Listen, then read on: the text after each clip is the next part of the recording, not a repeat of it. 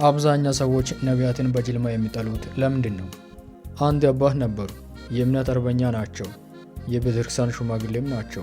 ለእውነትና ለወንጌል ሲሉ ብዙ ተገፍተዋል። አንድ ቀን አንድ ነቢይ ወደ እሳቸው ቀርቦ እንዲህ ብሎ ጠየቀ። አባ እርስዎ ለምንድን ነው ነቢያትን የሚጠሉት ብሎ ጠየቀ። እሳቸውም ልጄ እኔ ሁሉንም ነቢያት አልጠላም፣ ለምሳሌ የብሉይ ኪዳን ነቢያትን በጣም ነው የሚወዳቸው ብሎ መለሱ። ነቢዩም ጥያቄውን ቀጠለ። እሺ አሁን ያሉ ነቢያትንስ ለምንድን ነው የሚጠሉት ብሎ ጠየቀ። እሳቸውም ልጄ አሁን ያለው ስም ነው እንጂ የነቢይነት ስራውን የሚሰሩ አይደሉም። ለምሳሌ የትኛው ነቢይ ነው ኃጢአትን ኃጢአት ብሎ የሚሰብከው?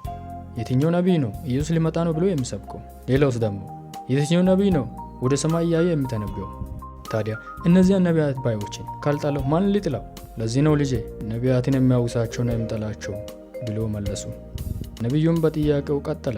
እሺ እኔን ለምንድን ነው የሚጠሉ? ለምሳሌ እኔ እንደዚህ አይነት ነቢይ አይደለሁም ብሎ ጠየቀ። ታሪኩ ይቀጥላል።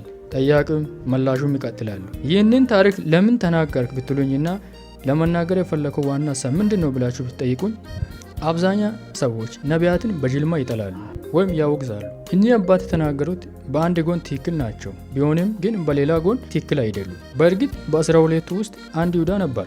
ነገር ግን በአንድ ይሁዳ ምክንያት 12ቱ ሐዋርያት መሳደብም ወይም መኮነንም የለበትም። ስለዚህ ይሁዳን ለይተን እናውግስ እንጂ 12ቱን ሐዋርያትንም ጨምረን አናውግስ ወይም አንኮንን። ይህ የኔ የግል አስተያየት። ቪዲዮን እንዴት አያ ከተመቸ ላይክ አድርጉ።